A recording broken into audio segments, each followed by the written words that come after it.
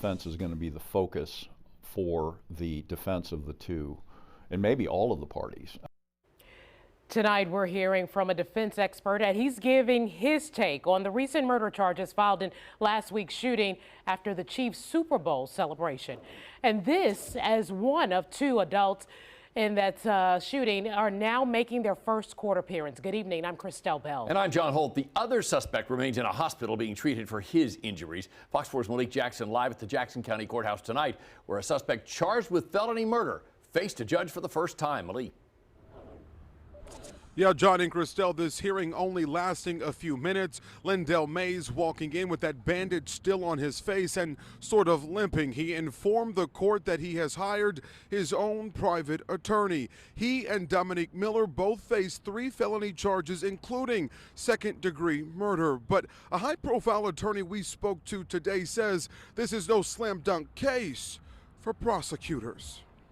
I want to see what the actual evidence is, because the probable cause can be accurate, it can be inaccurate, or it can be a mixture of both. Daniel Ross says despite what we know so far through witness accounts and court documents, no one can take the details at face value just yet. The facts of most cases are more complicated than the public might expect. He does express the opinion that laws in the Show Me state set up a perfect storm for self-defense cases, even in the most extreme of circumstances. You have no duty to retreat if you are legally in a public place where you have a right to be. That makes a formidable defense under Missouri law if he is, in his subjective belief, trying to stop a violent crime, which would be an assault, first degree, on his friend who just got shot in the jaw. Fox 4 spoke exclusively with the friend of suspect Dominique Miller, who claims Miller was only protecting him after Lindell Mays shot him,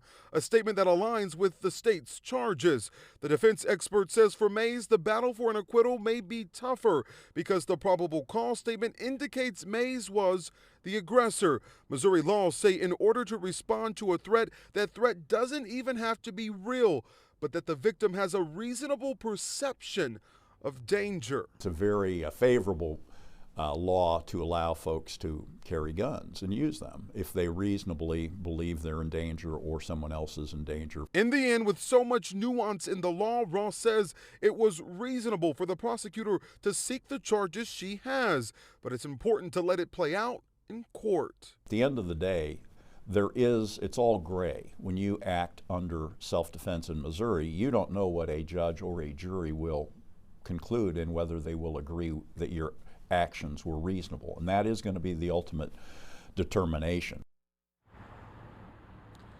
Now, because the way that the Missouri law is designed, just because people brought guns to a celebration at Union Station in and of itself is not against the law. Ross does say the decision to fire those weapons in such a large crowd will be up to a jury to determine if that action was reasonable. As for Mays, he's due back in court on February 29th, next Thursday, for a bond review hearing. His bond currently at $1 million.